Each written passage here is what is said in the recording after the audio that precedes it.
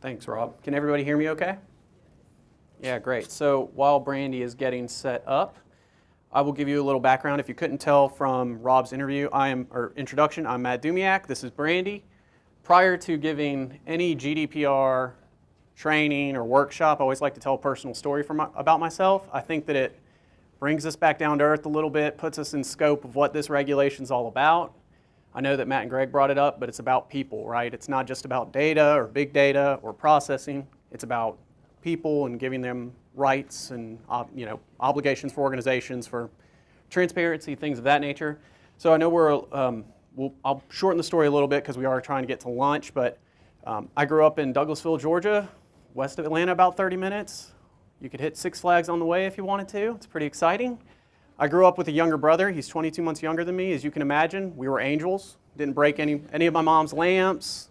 Certainly didn't get in any fights or anything of that nature. I'm sure if she was standing here, she'd vouch for that. But when I was growing up, great place to grow up. There's a mall there. But when I was growing up, the fire department came to my school to talk about fire safety. So how many of you in elementary school or maybe middle school had the fire department come talk about fire safety? Right? Fairly common. Exactly. Talking about stop, drop, and roll. If there's a fire, get a wet blanket, hide under that. One thing that made my eyes light up when they came to my school and talked to me was that I should get a rope ladder if I lived on a second story. So what do you think the first thing I did when I got home and told my mom about this fire safety? I said, we need a rope ladder. I got to get out of my bedroom if there's a fire. My mom, being the responsible mother that she was, honestly, because she knew my brother and I, said, no, we'll take the other steps, but I'm not going to get you a rope ladder, because you'll be using that for everything but getting out of here with a fire. If there's a fire, I won't be able to find it. If your brother wants you to come next door to his bedroom, you'll probably go out your window, come in the front door, walk down the hall, go to see your brother. If your friends want to go out and play, you'll go down the ladder, you'll go see them. So regardless, no ladder, but I thought the ladder was appropriate for operations because the ladder has rungs. It has steps that you should follow. A couple different ways to go down that ladder. You can grab the sides, you can slide if you're a little more appetite for risk. Or you can take every rung all the way down, go the right way, don't skip a step, make sure this works. So just really wanted to set the stage for operations, but bring everybody back down. We've talked a lot about obligations under the GDPR. It's a scary project, especially if you haven't started yet, but we'll handle it. As there's a risk-based approach. The regulators speak to that, handling the consumer-facing things first, and then going from there with the internal systems and things of that nature that they may not even know you're doing with their data. So, Brande, anything to add to that? Hi. So what are we going to be doing today? We've already talked about the obligations under the GDPR. We'll go over those high level. I like to do that not in detail, but just to show that there is a lot going on. There's a lot to manage, so really to highlight the importance of operationalization. The challenges that organizations are facing, we'll give you some examples. You're not alone in this. It's everyone that we work with. It's all these organizations we aren't working with. There's a lot to tackle. It's new to US-based companies. I mean, it's even new to EU companies that may not have been on the up and up. How to operationalize tasks, that's the main goal here. We're going to walk through some model processes that we recommend taking. Obviously, this will vary by the type of data you're processing, as well as the resources you have for your organization. And then we'll go over some tips and tricks as well. So we've all seen these already. There are a lot of obligations. We've talked about data subject rights, privacy principles, security of processing, a really broad requirement. That's what a lot of organizations are struggling with security of processing. There are some principles about integrity and availability. There is appropriate technical and security controls. That's why my colleague Greg talked about frameworks to help you leverage that, but they don't provide a ton of granular guidance about how to protect data. Privacy impact assessments, pseudonymization. I as well learned how to say that about a month ago. Vulnerability and penetration testing as well. There's breach notification requirements. You're all familiar with that here in the US, not something that was in the EU, but now they're becoming familiar with that, obviously.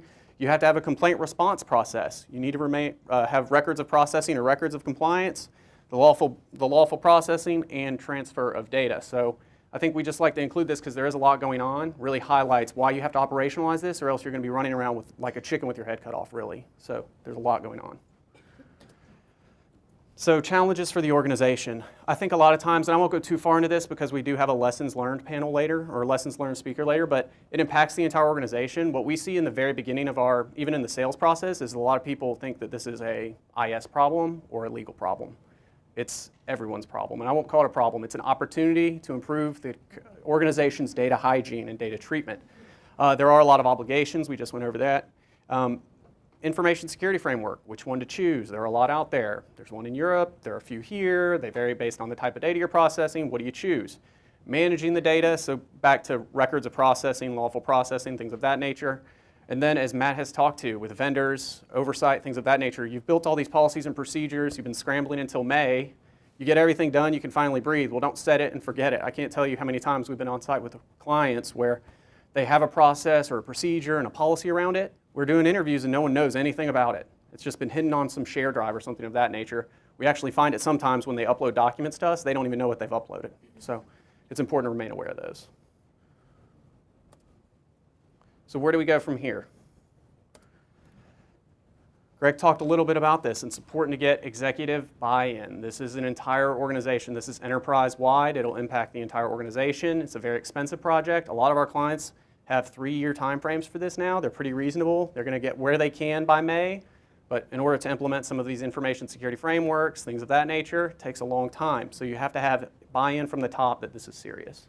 So what we've kind of used and implemented is kind of a scared straight model with our executives, because they were really unaware of what the implications were. And so going to them and sharing with them exactly what the financial repercussions were was what really helped us, and making sure that not only the EU executives, but also the global executives. So making sure that they realized that the implications hit their bottom line was the biggest opportunity that we had for getting them on board with making things actually move forward quickly. Or not so quickly, but at least moving forward. Yeah, that's a great point. Yeah. So in determining who should be involved, as Brande said, don't forget about the EU side. I think a lot of times we see this with US-based companies. They might think this is, even though they have European operations, the headquarters are in the US, they forget about the EU some. They've been working on this or thinking about it for 2 years usually, so don't forget about them, but determine who should be involved. Create a task force. We've worked with clients who have that. It works really well. You're going to speak to one later today. They were on top of it. They had a task force. They had executive leadership. They could give direction where it was needed. Again, this is enterprise-wide. There are some really long projects that require a lot of budget approval sometimes, so the task force really helps. Also, very knowledgeable people within the organization. Communicate the message, and this kind of ties into the training. Communicating why it matters. Again, a lot of individuals within the organization won't think that this is their problem or just want to wait for tasks to do. You need to communicate why this matters to their department and provide, specific training, which we'll go over in a little bit. So it applies. You've done discovery. You've done a gap assessment, something of that nature. You have corrective action plans, more than likely, how to fix these gaps. You got to begin operationalizing compliance with the GDPR and other compliance requirements, which we'll bring up through this presentation as well with the panel. And then, of course, you have to monitor and enforce compliance, which we'll talk about a little bit through operationalization. So with educating the organization, you need to think about how you're going to train. You need to think about crafting the training specifically for each department. Of course, there needs to be general GDPR training. We start every engagement with that, because we find that a lot of times the organization, they know it applies, but they don't know a ton about it. They don't know why the two Bobs in suits, Gates and I, are asking them a lot of questions about broad processing activities, things of that nature, anywhere from general processing activities to their information security framework. You got to start thinking about how to get the organization up to speed with that. And Brande, I know you're getting your mic fixed here, but do you have any? Yes. Yeah, I'll just take yours. That's perfect. So one of the things that we found is, as we met with our executives and we got them on board, they started passing down mandates. And all of the worker bees, the people who were actually going to have to operationalize the policies and put them in place, had no idea what GDPR was either. And so while we had done a really good job about getting people on board with the necessity for it, then we had to start all over again. So we had a training plan put in place for all of the individuals, and not only about what GDPR was in general, because we also wanted to make sure that they were clear about what the risks were to the company and personally, because there were ramifications to their job if they weren't complying. But also, how did it impact their day-to-day? If you were collecting information, how do you need to handle that? How do you need to report that? And who are you reporting that information to? Because there was also, making sure that they understood what the hierarchy was and who their point of contact was for dealing with these types of issues. So I think that we sometimes also make this online because we're large companies, or most of us are dealing with people across the globe, and so we give them an online training. When at all possible, make it face-to-face. We found that we have a much better implementation and understanding. We also get a lot of really great questions like we've seen here today. When you have that interaction face-to-face and someone gets a thought in their head, they're able to actually voice that, and it shares that across the company. We're able to then put that into the training and share it out again in the next face-to-face. So when you're able to, obviously, we know that it's hard in a global situation, but have that go hand in hand. Have an online training, and then possibly have your managers then have a question and answer or a full training with them face-to-face. Yeah, that's a great point. And we find from the training, the question and answer session is typically very beneficial even through the discovery process, because departments will bring up like, well, I'm doing this with data. Does that matter to me? Or how would you think about that? It starts the conversation. It fosters conversation. It starts the engagement off well. So the frameworks, Greg talked to these high level. I just wanted to point them out. They're here to assist with operationalization. Again, this regulation was written by legislators. Of course, they are experts in privacy, but you can't look to the regulation for controls and specific steps that you have to take to comply. So there are frameworks. There's a personal information management system. You've got ISO 27001-002 with the framework and then the controls. NIST here in the US, you can combine these to form a privacy framework that will allow you to comply or meet obligations, not just with GDPR, because this is in May, but the regulators have encouraged individual member states to come up with their own rules. There are other regions, Australia, Asia Pac, things of that nature. What you want to do is think about this bigger picture as well to say, okay, well, this is the May thing. This is going to bite us tomorrow, but let's start thinking bigger picture about privacy in general. So why operationalize? We talked about it. There's a lot going on. You have a lot of numerous obligations, but the operationalizing it, planning it, will help you drive plans of action. It'll assist you with staffing. We've had clients that had to have staff augmentation. They did not have the resources for this. They needed to ramp it up. They needed to hire consultants, attorneys, a CISO, whatever it might be. But it really assists with planning, staffing, kind of looking at these project plans and thinking, okay, what are we undertaking? What's our maturity level today? Where do we need to go tomorrow? Operationalization also ensures that you can repeat these tasks. We've talked about it with the data subject rights. They're not going to be trickling in more than likely. I was talking to a DPO the other day with a client in Germany. When their regulation was updated 10 years ago, he said they were getting between 200 and 400 right-to-access requests a month. The Europeans have a different opinion on privacy. They might want to test you. They know that you're, on the consumer-facing side, they know that you have their data. They want to know what you're doing with it and how you're processing it. So again, you don't want to be running around. You want to have a process to at least say, okay, well, it might be manual at first, but let's have a process for this to be the request and have at least some knowledge of how to honor it. And it, again, ensures the efficiency of that eventually. It may not be as efficient in the beginning. That's okay as long as you can comply. And then, of course, when you document these operations, kind of similar to the governance and operation layer and things of that nature, you can provide that upon request if you need to, your policy, your process. It really demonstrates due diligence that you're aware of this regulation, you're doing your best to comply, and this is how you do it.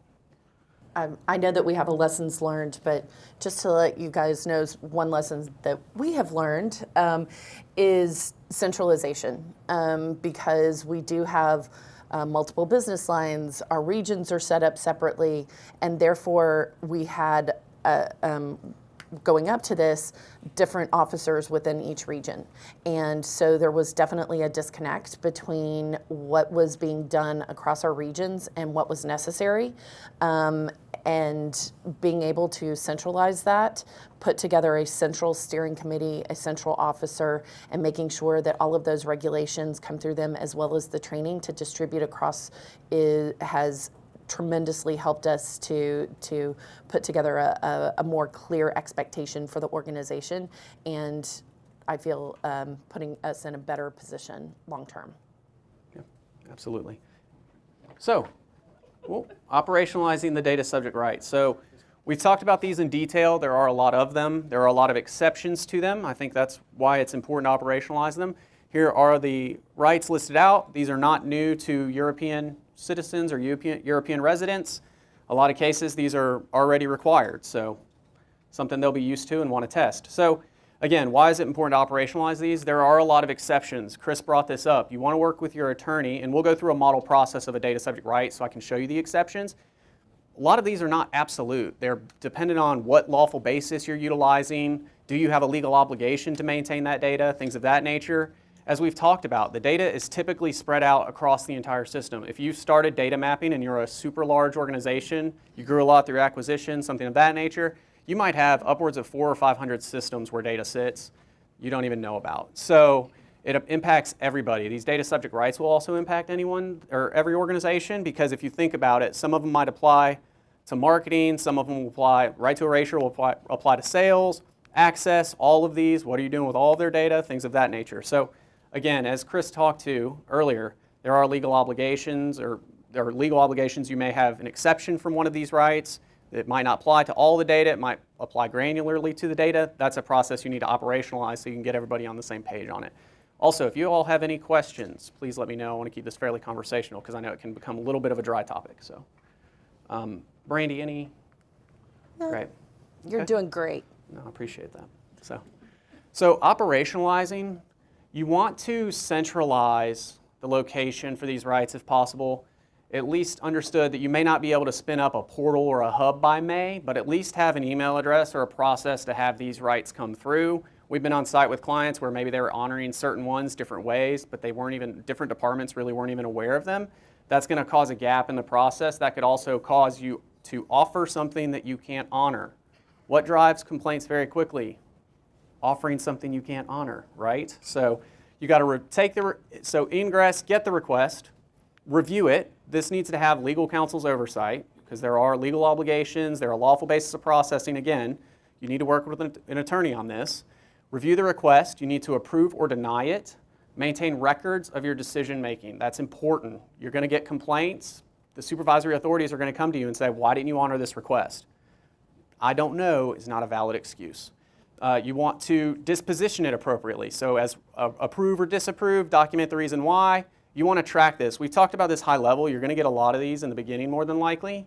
And not to scare anybody, some organizations will, some won't. But they're not going to just trickle in if you're getting them. So you want to track them. You have 30 days to honor them. You want to track the status. This is typically not a real-time honoring or availability for these types of rights. So you want to track them. It's going to involve a lot of departments. So track where it is and make sure that you don't miss that deadline. And then record, of course, historic rights. There is a caveat within some of these rights that you can deny the request based on them being overly burdensome, or if they've requested it too much, for example, a right to access, which we'll go over in a little bit. That's another operational task. You need to work with your counsel to define what that means to you. Do an analysis. Think about that from an operational level. Track the time it takes to honor these rights, and then at that point say, okay, well, this costs us, for each right to access, it costs us $50, or does it cost us, because we're a huge organization and pretty segmented, does it cost us $200? At that point, you can document that. And then as well, with some rights, you can even charge a reasonable fee. So again, but that needs to be documented and justified. It doesn't just need to be that the CFO gets irritated and says, we'll charge them $1,000 to get that right. That's not going to look good. You want to document it and have reason behind that. Again, work with counsel to do that. One thing that I want to bring up is review. When we were doing our training, we had some actual real-life scenarios, hypotheticals that we shared with the teams about, if you got a request for this, how would you handle that? And all of them said, I'd pull the information together and send it to them because we have to give them the information. No. So clearly making as crystal clear as you can to the employees about what the process is, that this always goes to legal counsel for review prior to distributing information is very, very important. Yeah, that's a great point. So here is a model process that we've put together, just high level. We have cut out some areas, as you'll see, but we can walk through this. So of course, the request from the data subject comes in here at the top. Of course, you want to validate the identity of the data subject. You need to think about that as an organization. Some of you may have the data that you need to identify someone. Some of you might need to request additional information. I believe there was a question over there about the 30 days. You need to go back and forth to validate someone's identity.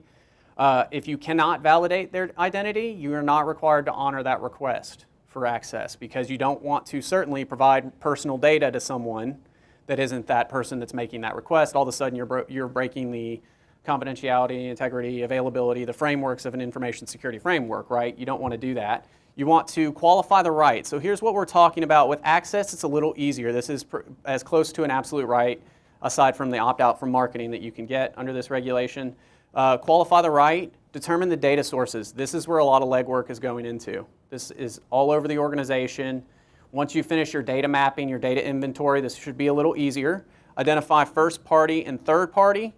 For third party, for right to access, you're required to provide either the people you send it to, the different processors, or as Matt said, I think vendors. With that, compile a list of categories. Have that is required under the records of processing. So once you complete that exercise, you'll have that. First party, compile the PII collected directly from the data subject. Sanitize and normalize it. It needs to be readable. You don't want to, you might have intellectual property in there, things of that nature. You'll want to have a process to clean it up. You can, there might be duplicates, things of that nature. But again, make sure that it's clean, and then provide access and list to the data subject. That is a list of what you're doing, what data you have, and in some cases, if they requested a copy of their data. Google is a good example of this. You can go to their website and request it just to see how they handle it. But we'd work with clients to really operationalize this task, provide it, and then of course, maintain an internal record. Provide data, subject notification of completion. Again, the records are really important. I don't think it's something that a lot of clients have thought about or organizations have thought about, is that you're going to have to prove compliance. You can't just say, as Brande said, oh, we just give it to them. We just send it through an insecure email server, something of that nature. You should have a secure way to provide it to them. You should have a record of when the request was, when you honored it, how you honored it, how often they're requesting it, because you are going to have some that are really going to bother you a little bit. I'll poke the bear a little bit and test you to see what's going on there. So, and what format does that data have to be presented in? Well, with data portability, for example, they say machine readable format because they want that to be transferred to a different provider and they want to be able to use that. With the right to access, I think that any normal way of sending it, I think you can have your own process for that as an organization, but you would want to ensure that obviously it's beneficial to the consumer. Put yourself in the consumer's shoes. I think that's important with this regulation. So think about how you'd want to receive your data from an organization. Take that approach. If, as Chris said, if you're looking at it and you're uncomfortable with it, you're a little on the fence, it needs to be reanalyzed. You need to rethink that because it's about giving the consumers more rights and power over their data. So right to erasure, this is one that I see a lot of blog posts on, a lot of people are worried about. Completely understood. From a legislative perspective, what erase sounds so simple. Okay, delete it. Like if you're not a technology expert, this delete button in the top corner will work, right? Right into the trash bin. We're done. We're not using that anymore. That's not absolutely exactly what they mean. So again, of course, get the request, validate their identity, qualify the right via, and here's some articles. You work through this with your legal counsel. There are exceptions to this right. There are other things that might need to happen before you need to honor it. For example, this could be dependent on if they've made an objection and you don't need their data anymore. Or if you are unlawfully processing it, they can request that you erase it. But it's not absolute. So you need to qualify it via that. If it's qualified, if they can do that.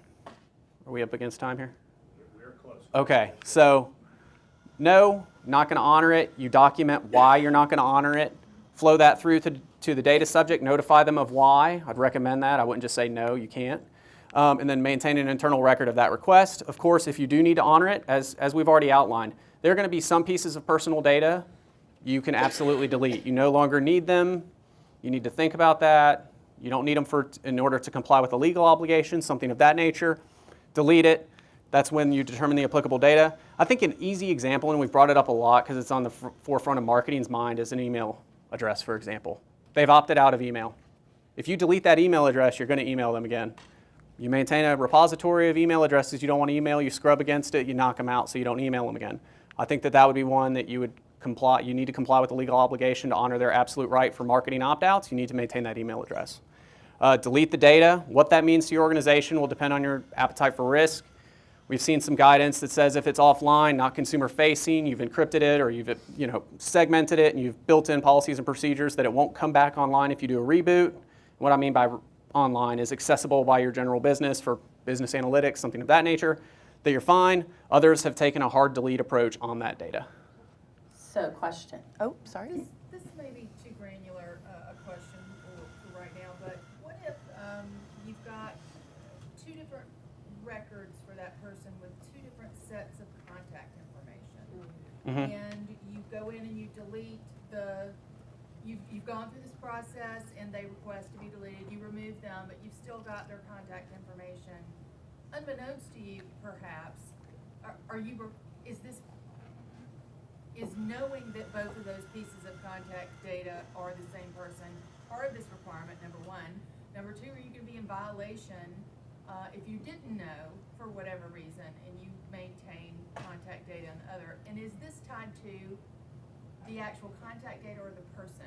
So is it tied to the email address or is it tied to the person? Does that make sense? Yeah, I think so. So this is tied to personal data in general, right? So email address, the person, whatever, that they've provided to you or that you've generated on your own. I think that, we've talked about, you can only know what you know. However, the regulators are going to look at due diligence, what else you have in place to ensure that you do account for duplicate records, things of that nature. They're going to want to see that in a governance layer that's documented, that's actually in practice. So, not knowing is not a valid excuse, but they'll look at multiple things, I believe. And then Is there anything in GDPR that if you incorrectly validate the identity of the data subject and you provide information to someone who innocently you've mistaken or someone who's posing as the true data subject, is there any repercussions? Is there anything along those lines that are outside of GDPR that we need to be aware of? Sure, there's not direct commentary on, or that's not in the legislation, but there are principles, obviously, that you need to maintain the integrity of the data and confidentiality of it. And so I think that would be a case-by-case basis. Are you being reckless? Is it egregious? Do you not have an accepted process for identifying individuals? So I think that it would be a case-by-case basis, honestly. So I hate to be so vague. Right, based on the content of what you have, you have a gaming app where you just have an email address and a name and the username and that's it, versus having banking information and you provide that banking information or HIPAA information or healthcare information with some sort of sliding scale. Yeah, I think there would be, and you may need to make some business decisions regarding that, about your confidence intervals and how confident you are that the person is who they say they are, and say, well, this is what we're going to provide to you, and this is what we're going to hold off because we can't validate your identity any further. If it's super sensitive, I think the regulators might have some thoughts around that. So I know that there were some outstanding questions before we left for lunch. Did we handle that on the break, or does anyone have any questions about this slide? Okay, great. Something that someone did bring up that I thought was very beneficial to think about when you're talking about right to access, when providing data to the subject, you want to ensure that you do that securely and not via, clear text email or something of that nature. So if that's a portal, if that's a Dropbox, SFTP, whatever it might be, just think about that. So simulation testing of data subject rights. We think this is very important for monitoring, operationalizing to ensure that they're actually working internally through your process. You would want to obviously set the cadence or determine your cadence for simulation testing. I know this makes a lot of sense here. Simulate the test. Don't forget to do that part. Record the results. If there is an error in the process, document what the error was, fix the error, retest, verify remediation through retesting, memorialize your final results. And at that point, compliance is an ongoing basis. I know we've said it time and time again. It's not set it and forget it. Where the rubber meets the road, you need to prove and demonstrate due diligence for complying with the regulation. We think that simulation testing of the rights will assist with that. DPIAs. So Chris talked high level about these.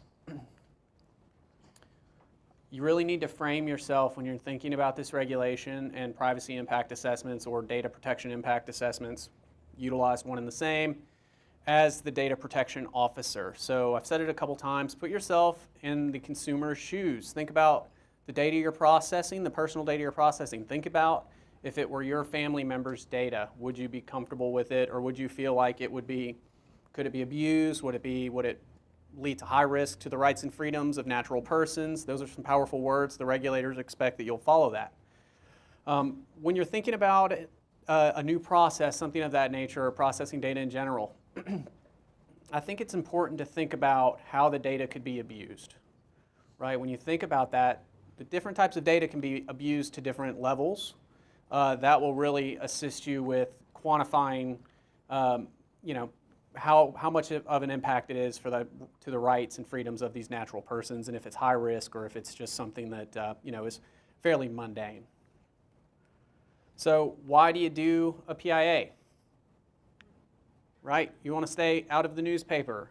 We in the compliance business, we're not really into any news is good news. We're not the Kardashians. We don't like to be in social media. We want to stay out of the news unless it's very positive. You really want to do a PIA to demonstrate compliance with the regulation. This will document your compliance with it. It'll ensure that you're doing your due diligence, that you've documented any risks to the rights and freedoms. It'll assist you with ensuring that you are aware of the projects that are going on in your business. These can assist with facilitating or ensuring that your data map stays up to date. DPIAs can also ensure that your vendor list, as Matt talked to, remains centralized and that you know what is going on with the data and who's using it and for what. We recommend doing these up front. You don't want to start halfway down the path. Maybe marketing they're usually, I hate to call it marketing, but they are super aggressive. We see a lot of times they're kind of halfway down the project and we're like, oh boy, okay, let's see what we're doing here. Let's implement a PIA. So it really ensures as well, the regulators recommend that it ensures trust. The regulators recommend that you publish PIAs. The FTC does it here in the States. They don't do full PIAs. They might publish some of them, or not part of the PIA is what I mean by that. That you're enhancing trust, you're taking the necessary steps. Also, and similar to what Matt said, if you do a DPIA or a PIA and you feel like there is a very high risk and you're still uncertain about whether or not you should implement that solution, consult with the supervisory authority. They will provide some feedback, obviously. So is there a standard template? There is not, no. Okay, so that was a planted question, by the way. So one of the issues that we found was that they all looked different across our organization. So that's one thing also to include in your process is to standardize the template at least within your organization, so that as you are looking at the information, you're asking the same questions and providing the same answer, or providing the same questions across once you've completed those. Yeah, excellent advice. Yes, that's absolutely correct. So Chris went over these with when it is required. It's likely required if you're doing automated processing, large-scale processing, implementing a new technology, things of that nature. Also required when the processing is likely to result in high risk to the natural person's rights and freedoms. I think something that organizations are struggling with is quantifying that risk. What is high risk? I think it'll vary by client or organization, but I think that's something that organizations struggle with is, okay, we have some general advice from the regulators about when to do these, but we implement a lot of processes, a lot of procedures, a lot of different technology vendors. When do we know this is going to result in a high risk? We recommend, and let me see, yes, so next slide here. We recommend performing a privacy threshold analysis. It's something that's a PIA light. You can look at multiple privacy impact assessments online to see what organizations are publishing. They will be anywhere, depending on the system, 35 to 70 pages long. They're large. It's not something that can be done typically in a day. It involves the entire organization. It should be done in the beginning, not halfway through like we talked about. But regardless, quantifying what constitutes high risk to natural rights and freedoms of individuals will vary by organization, I think, and vary by the type of data you're processing as well as the processing activities. So the privacy threshold analysis, I think, helps with assisting operationalizing, realizing high risk. It documents it. It's a step in the process where you can answer, anywhere from, depending on the organization's maturity, anywhere from 10 to 20 questions. and spit out whether or not you believe a PIA is required. If so, then you go on to the PIA process. So what we've set up is just a demo of a privacy threshold analysis. So these are all us. We completely made this up. So it's a case study for Dunder Mifflin. They are a paper supply company based in Scranton, Pennsylvania. They have a new office in Germany. One thing that through acquisitions, what the new or the CEO likes to do or the new owner of the organization likes to do is say, well, let's make sure our employees in Germany are doing what we think they're doing. If they're not performing well, perhaps our sales guys, Jim and Dwight, if they're not doing well, we're going to either lower their pay or terminate them. And it's an automated decision. So, do we think a DPIA is required? And for those of you who watch the show, we know this guy, he's not going to do a DPIA. He's going to implement some type of solution, fire everybody, it's going to be wrong, he's going to actually fire the head of sales and the top sales guys, and it's going to be a complete disaster. But you know what? He's the CEO now. He's turning over a new leaf. He sees the GDPR as an opportunity to take privacy seriously. So Michael Scott says, okay, you know what? I'm going to do a privacy threshold analysis. I like Dwight. I don't want to fire him. So the threshold analysis, and you could follow the similar model with a PIA. You would want to have the date, obviously. We talk about records of due diligence, proving compliance. You want to prove that you did it. Company name, who performed it, Michael Scott. An overview of the process, and again, some of this used in the PTA can go into the PIA. And I'm not going to read through all the questions here, but just the fairly obvious ones that will trigger the PIA, which is supposed to how this is supposed to flow. Does the processing involve evaluating, scoring, profiling, or predicting? Things of that nature. Yes, you're evaluating your employee's performance and you're going to make a decision on it. So automated decision making, yes, that's present, so we'll run through these. You haven't already, it doesn't have sensitive data, things of that nature. Number 11 here, that's important. You have not performed a DPIA yet, so you need to perform a new one. Similar processes through the privacy impact assessment. If you've already run one for similar processes, sometimes those can be tied in very closely together. You don't have to reinvent the wheel. So you complete your PTA. What do we think? Do we think that a PIA is required? Yay or nay? Wow, I have the toughest job right now, before lunch and after. Yes, it is required. It tells you why it's required, so documented request there. It has some general GDPR references. What is a DPIA? Some definitions about personal data, processing, things of that nature.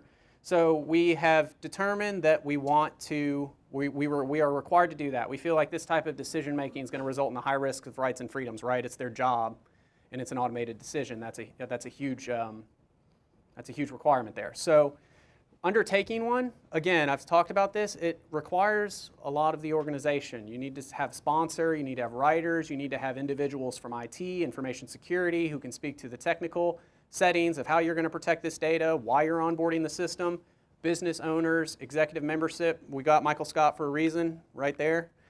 Start early in the project. This will assist you with estimating how much the project's going to cost. It'll also assist you with ensuring you don't get too far down the road and then this comes up and you have to start all over again. It also mitigates risk, which is what the regulators want to see. It should involve a legal review to make sure everyone's on the same page. Remember, it's a living document. This is not dead, after a few days. These projects sometimes take a long time to implement. It should be updated. Regulations change, business ideas change. It's a living, breathing document. It should be updated and reflect the risk appropriately. So the end result, Brande, do you have anything to add about? So how frequently should you, is this an annual process that you should do on data sources or? Yeah. Okay. Oh, actually, okay, sorry. I was just talking along. So it should be, if there's a process change, new technology, things of that nature. So perhaps you've already onboarded a vendor, you've done a DPIA, you don't feel like there's a high risk, or if there is, you've mitigated it, you've realized it through the DPIA. You've put in place technical and security controls, processing, things of that nature to ensure that you mitigate risk. If that's up and running and it's not changed, it's not that you have to do a DPIA every year. What you do want to ensure is that on an ongoing, and let me make sure I don't jump ahead here, yes. With the DPIAs, you want to ensure that you continue to audit their effectiveness at identifying high risk to the rights and freedoms of natural persons. There is, I think with DPIAs, there's an inherent conflict of interest that you'll want to fill it out in a way that reflects that there's no risk to rights and freedoms, because you don't want to go through it, or you don't want to mitigate the risk, as in it's a lot of work to encrypt things or whatever it might take. I think because you're doing these internally, they're not typically done by consultants. There is, certain departments, or not just certain departments, just an organization in general might have a conflict of interest to fill these out to not avail risk. And so you'll want to ensure that you have a third party removed that can audit these and ensure they're actually effective at mitigating or identifying risk and therefore mitigating it, improving compliance. So DPI tools, what can you use? Of course, you can use Word. You can come up with your own questions. We did that in Excel for the PTA. Certainly could do that for the privacy impact assessment. There are also commercial tools available for privacy impact assessments. You can use the old Google and find plenty of them around, as everyone has talked about. This is a regulation that has spawned up a lot of business around compliance with GDPR. And then we found this great tool from the French Data Protection Authority. It's open source. It is in English. For those of you who did not take 4 years of French in high school like me, you can use that to take a privacy impact assessment. Not tooting my own horn, I don't speak French at all. But I did take 4 years in high school. So it's available in English. It's online. You can download the source code and implement it within your organization. Really nice to leverage that if you can. And again, it's published by the Data Protection Authority in France. Probably a good source to go to. So operationalizing DPIAs. You'll see a theme when we talk about operations. You want to define for your organization some high-risk activities, define those for your organization, and give examples, because not everyone, you all are in this room because more than likely you've been chosen or it's been thrusted upon you, GDPR compliance. And now what do we do, right? So you're at the forefront of privacy. Again, as Chris has talked to, great job security.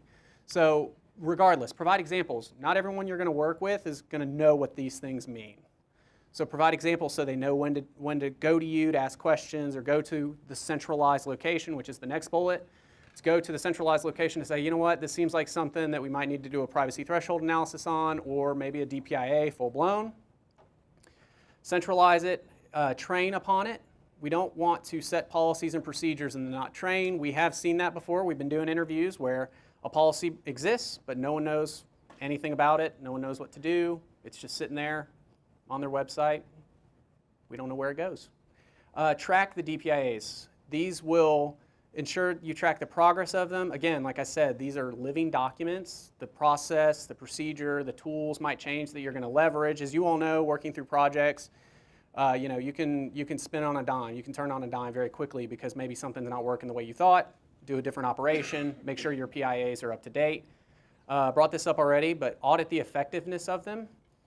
We have seen organizations outsource this to consultants. They've also sent it to internal audit to make sure that the PIAs are actually identifying risk. And then update, and this is going to tie back to what Gates is talking about, his amazing presentation in a little bit, about these will assist you with updating your data map and inventory. Anytime when the regulators provide examples of when you should do one of these, when you're onboarding new technology, that's typically a SaaS provider, something of that nature, you should do a PIA or a DPIA. And again, tie that back to your data map.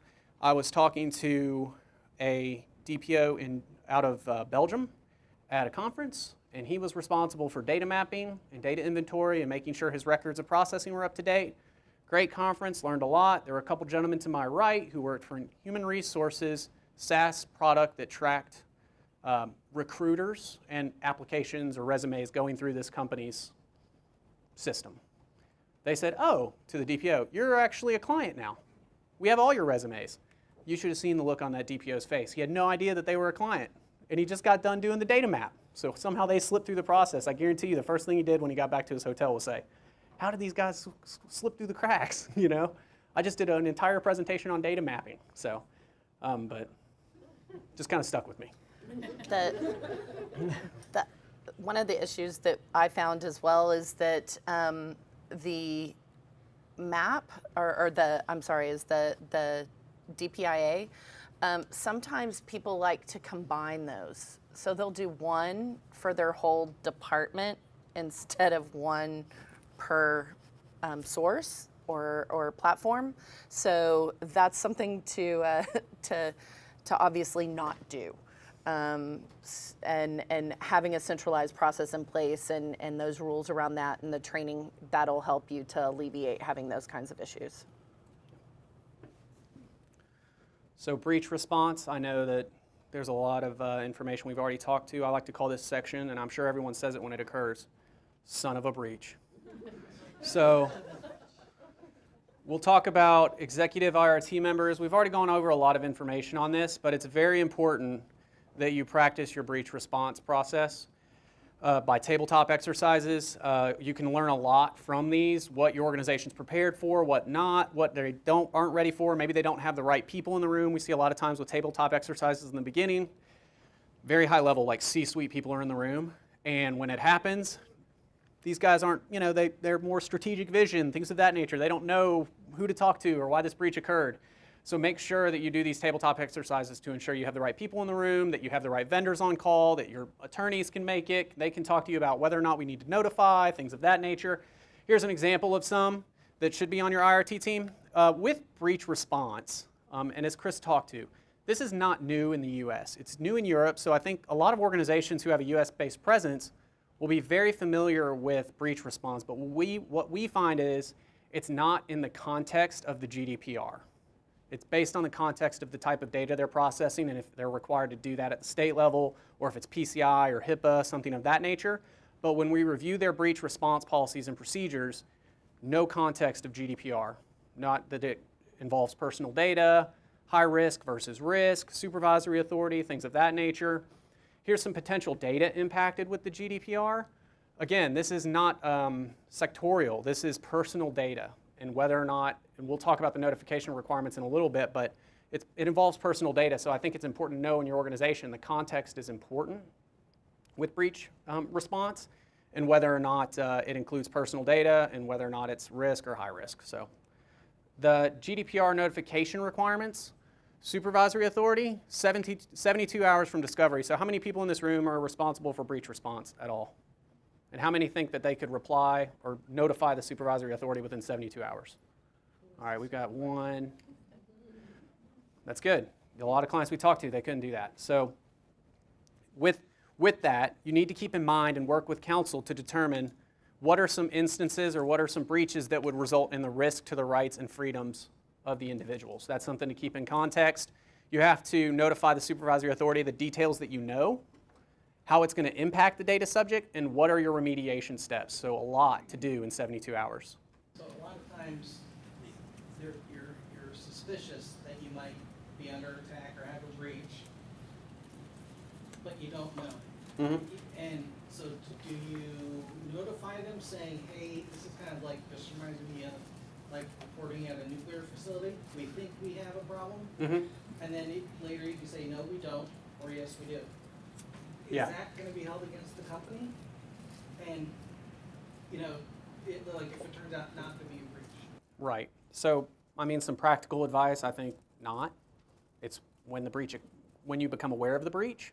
So if you're investigating if a breach occurred or not, I don't think you could definitively say you knew. Okay. So it's when you become aware of the breach. Right. You need to define that within your organization though. Okay. Absolutely. So data subject, this is different, right? So now notice the caveat here, and Chris pointed this out earlier.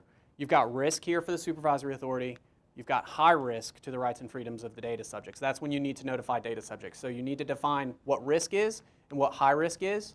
If the data is encrypted, it's likely not to result in the high risk, but those are some business decisions to be made, and I'm sure the regulators will take into account the type of data you lost. If you just lost addresses, physical addresses, they might have a different opinion than if you lost, obviously, medical information or special categories of information. If you do, let's just say for hypothetical, you've determined it, you've worked with counsel, you've worked with your IRT team, you've worked with PR, you need to notify. It needs to be in plain and understandable language. And if you need to think about ways that you're going to do that. Is it email? If you don't have email addresses, are you going to do a public notification? Important here to know that the supervisory authority does have the ability to notify the data subjects for you. Believe me, your PR team will be much nicer to you than the supervisory authority. I think anytime we talk about breach response, you want to get in front of, if you do have to notify, you want to get in front of the story. You certainly don't want to come off, and I hate to hate on an Atlanta-based organization here, but Equifax came out, then they started investigating. They found out that even though they don't think there was a case, but that the CEO or some C-suite people were selling stock, but they're claiming that they didn't know about the breach, and now the FTC is doing an investigation into insider trading, things of that nature. The press will fill the void. You need to get in front of this. And so, I just think that's important to talk about. There's a case study in ethics for businesses, the Tylenol scare. I wasn't really aware of this until I started working on this and kind of talking to some individuals about what I could talk about story-wise. Obviously, I like telling stories. Where there was I was alive back yes. then. Cyanide poisoning. Someone was putting cyanide in the capsules. 8 people died in Chicago. Tylenol said, nope, we were aware of this. We're going to recall everything, all the Tylenol off the shelves in the world. It led to a development of tamper-proof packaging, things of that nature. It is widely praised as one of the most positive or most ethical ways to respond to an incident within your business. Their stock price did go down, but I think within 5 years they actually had the largest market cap for pain medicine. So while it did dip a little bit, came back, and I know that they study it in MBA programs now about, as an organization, when you're a business leader one day, this is how you need to reply. So the breach response, this is kind of a standard. Again, we see this a lot in organizations. You just need to make it in the context of the GDPR. There are here's the process for a breach response, fairly standard. You're going to have your supervisory authority notification, your customer notification, public disclosure if required. Again, don't force the supervisory authority to do that for you. I'm sure you can work with them upon breach, as the gentleman here, Eric, in the front outline, work with the supervisory authority on the release. But don't let them do that for you, because I'm sure it's going to be quite a release, probably front page. So. Any questions about this? Again, I think it's standard, but it just needs to be in the context of the GDPR. Sure. Just, so the level for notifying the supervisory authority is just risk. Right?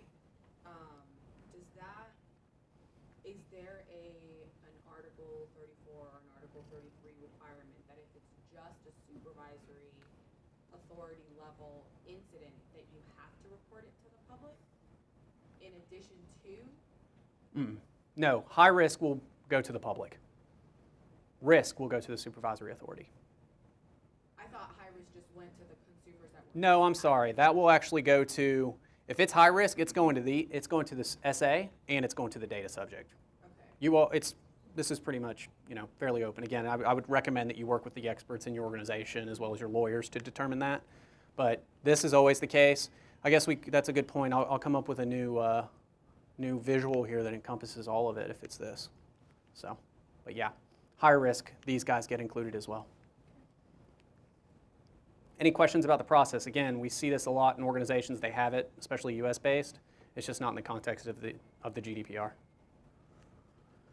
Okay, something to think about, and we've already talked about this, but there are a lot of breach notification requirements. Organizations typically already have them, but there could be blended reporting requirements. There might be PCI. There could be that your processor has to let you know. HIPAA information, there are state breach laws. California, for example, if you lose personal data and it's not encrypted, you need to tell that person about that. If it is over 500 people, you need to tell the Attorney General. So there are blended requirements that you need to take into account. And I think this speaks volumes to the benefit of implementing not just a GDPR-ready solution, but a privacy framework that can handle all of this, because believe me, more is coming. Also here, if you're responsible for this within your organization, I highly recommend reading the Article 29 Working Party's Guidance on Breach Response. Operationalizing breach response as well, and this is a very standard plan. You all will recognize this, but you define what comprised data triggers the notification requirement within your organization. Prepare.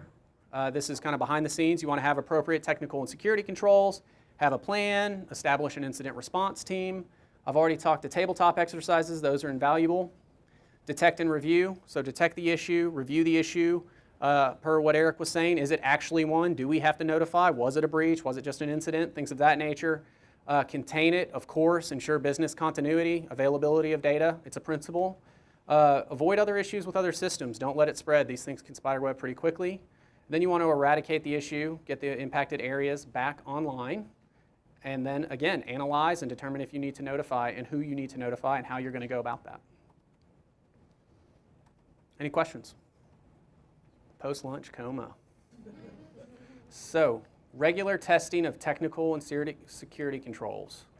This is something that a lot of organizations are struggling with because it's not very prescriptive in the regulation. There's not a framework that, there's a framework organizations could follow. There is not a framework spelled out by the regulation. They don't say, see ISO 27001 and 27002, or NIST if you're based in the US. They just say that you have to have appropriate technical and organizational measures to ensure a level of appropriate security to risk.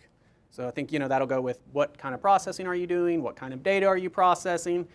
If you are in the security space, you're probably used to this language, but you're also looking at the regulation like, man, this is kind of vague. Like, what do I do? There are also principles that kind of talk to this with the CIA here.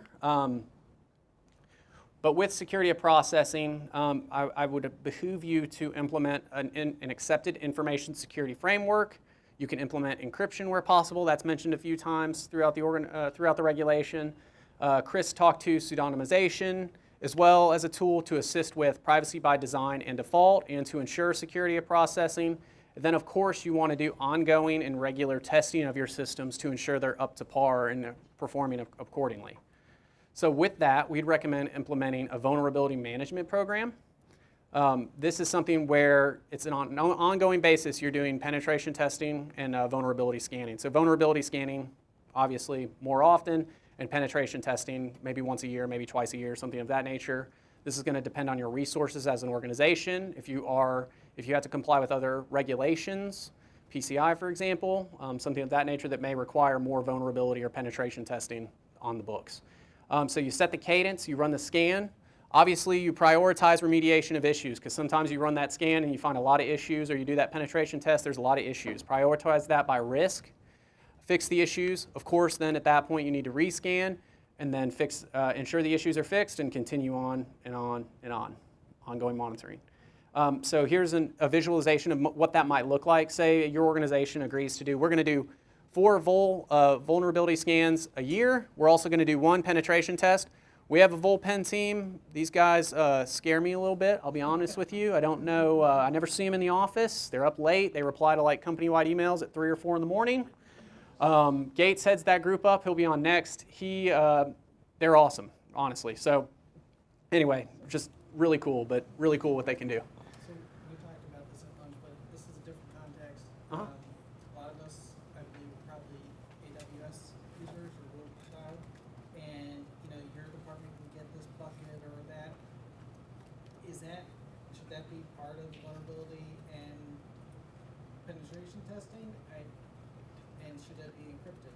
Yeah. Inside, because I can tell you in our case, we're in S3 and we store a lot of stuff that once I'm logged in, it's anybody has access can read it. Mm-hmm. And I don't know if I should bubble that up, Yeah. change or test. No, that's a good question. I don't want to speak out of turn, so I will defer to my colleague Gates to answer that. Like at the next break, if you want to talk to him, he's back there with the tan blazer on. He can answer that question. So security of processing, we already talked about this a little bit. Very vague requirement. I did want to talk about pseudonymization and anonymization and give you some lessons learned because I think it's important to give a business context. First off, we've talked to a lot of clients that think these are the same, pseudonymization and anonymization. They say, yeah, we anonymize the data, we send it out, but we can reverse it.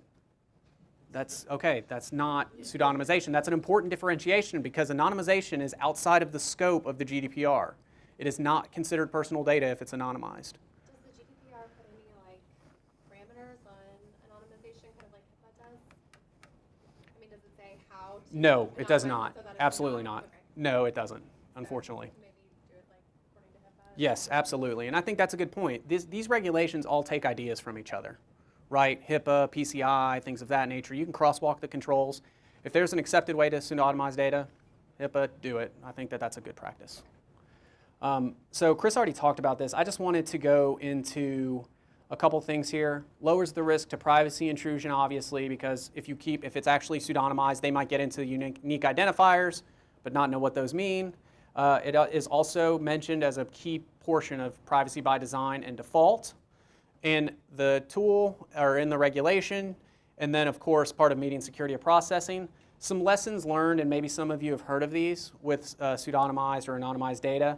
There was an AOL research project in 2006 where they released 20 million web queries of 650,000 users because they thought they were anonymized and you could just use them for research purposes. Well, guess what? There's some really intelligent people out there. There are a lot of different data sources once something's public that you can pull information from. They revealed, or those individuals found out, got the data set from AOL, even though they posted it and deleted it the next day. Individuals posted those to publicly available sites. Individuals went, got the data, found out people's search history. As you can imagine, they were pretty upset because most people want to keep their search history quiet. The CTO and several others were asked to seek opportunities outside of the organization, as you can imagine. And then Netflix, right? Remember when they used to send us the DVDs? Gosh, man, how times have changed. Now I have a stick in the back of my TV. So they had a contest to predict Netflix users' ratings. So they wanted to know if data teams could predict the user ratings better than their team could. So they released data every year. I mean, it was organizations, data scientists, things of that nature doing this. It's international, university, things of that nature. There was a $1 million prize for someone who could get better than Netflix's team. Someone did get the $1 million, by the way. But also, UT professors were able to go to IMDb, take movie ratings, and tie those back to these user anonymized data and determine who it was. So probably not as sensitive, obviously, as this, but I think that you'll see, if you're saying your data is anonymized or pseudonymized, people are going to figure out if it is or not. They're going to test it. So leverage qualified data scientists, leverage qualified or accepted practices to do this. Statisticians, this is this is not something you should throw to like a random individual. They need to have credentials to do that. Records of processing. So you want to establish a central approval process for new vendors, new processing activities. We all know that sales and marketing, hate to pick on y'all, but you guys love to go do business analytics or whatever it is, fun startup stuff you do. Review the proposed data processing. You need to go through a process. Determine the lawfulness of processing. Involve legal. You're going to need to document that. That's part of records of processing. It also ties into all these data subject rights and things of that nature. It's very important. Approve, deny, further questioning, probably further questioning, I would assume. There's going to be a lot of back and forth unless it's just super egregious. Update the map. That's important. That's what a lot of organizations are struggling with. They've gotten the map, but they can't keep it up to date. I told you the DPO story. He did an entire presentation on data mapping. I thought he had his stuff together. Not so much. Audit on a regular basis as well to ensure that it's up to date. You will see, for example, I was talking to Eric at lunch. He told me that he was auditing it and he found one extra guy and he updated it, thankfully, and now it's good to go. So, but continue to audit, just lesson learned. Processor oversight. There are a lot of, we've talked about this, there's a concept under this regulation of controller versus processor. There are obligations for each. You have to, as a processor, and this is something that a lot of our processor clients are trying to get in front of, and by that I mean in a good way, is to develop processes and procedures to assist their controller clients with facilitation of data subject rights, records of processing, breach notification if it's required. They don't outsource. If they need to, they'll get consent. Secondary usage is obviously prohibited, and then they have appropriate technical and security controls as well. What to review, I just went through those. How to review it, security of processing. Your IS team will have some ideas around this. We also have some thoughts. Vol pen testing, review of cybersecurity policies, contractual obligations, work with your counsel to get that in place. Assistance with data subject rights. If you're a processor, think about charging your controllers for this if it's unreasonable. Simulation testing, contractual obligations, review of ability to honor rights. You can audit that. Simply ask them. You'll probably know right away if they know how to do it or not. Prohibition on secondary processing activities. A couple of these are going to be tough to audit for, but I think you can build a contract in, and then sometimes based on the processing activity and just general discovery, you'll find out if they're outsourcing their processing. For example, if you're using a call center and they want to use a sub vendor, get a couple calls, ask them who's calling, things of that nature. But it'll vary by processor. The prohibition, again, tough to audit, but I think that you can contractually obligate them not to outsource data. And then the record keeping requirements. We do record keeping audits all the time for clients. Just ask them for it. If they can't provide it, they don't pass the audit. Records of processing, again, ask for proof, require it, and ask for proof. And then breach notification as well, that should be in all of your agreements. Cadence of reviews, this is something we see as a best practice. This is not specified. I'd like to caveat that. This is not within the regulation. They're not prescriptive with these timeframes or anything of that nature. Regular testing, what does that mean to your organization? I think that will vary based on the type of data you're processing and the processing activities. If it's sensitive data, you may want to do the testing more often. Data subject rights, I think that quarterly is reasonable. But depending on your resources as an organization, you may need to look at that and do that less often or more often. They're going to take that into account. Secondary uses, outsourcing, again, those are going to be more difficult to do. Maybe just contract reviews, some random calls or something, depending on the type of processing they're doing. And then record keeping, I think an annual review of their record keeping practices, data retention schedule, things of that nature, and records of processing. And with record keeping, it's important to note, and Matt talked to this, know up front what they're maintaining on your behalf and what they're not maintaining on your behalf, as well as what happens to those records if you were to terminate the relationship. That's an important one. If you terminate a relationship with a vendor, sometimes it's not very friendly.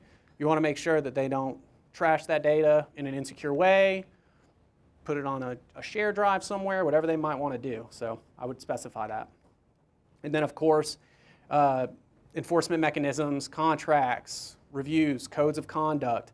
Codes of conducts and certifications, as Chris talked to, these aren't available yet. I expect that they will be soon. I'm sure a lot of associations as well as regulators are working diligently on them.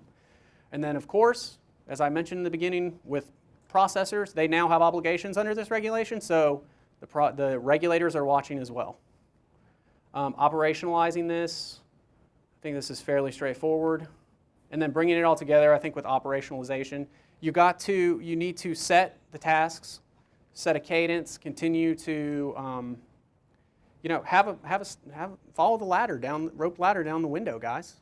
Have a process, have a centralized process, follow the steps that you've set, audit that, and I think you should be set. So I know we're against time, so I'm sorry that I flew through those really quickly.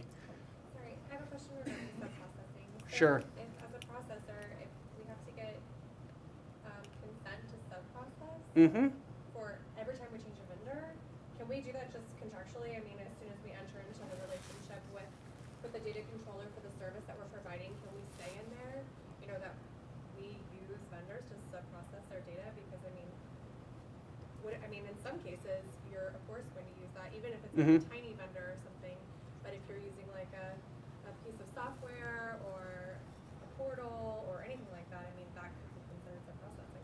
No? Yeah, it could be. I think it depends on your appetite for risk, and I would also consult. Unfortunately, there might be one in the back of the room, an attorney on that. I am one. So Okay, great. Well, an expert, and I would talk to. I hate to throw him under the bus, but I would talk to Chris about that and get his thoughts. But I do think it would come down to your appetite for risk and whether or not you feel like you can defend that. I right? think everybody does it. I think you have to put it in the contract. So, okay. Yeah, but it is. Fortunately, it's not. You don't have to get consent from the data subjects. It's from the controller, so that's good, right? Yeah, So, yeah. But sorry to be so vague. It's a good question. Any other questions before we wrap this session? All right, well, we're right on time. Great. We'll take another break. Guys, thank you. Great content, and we'll be back at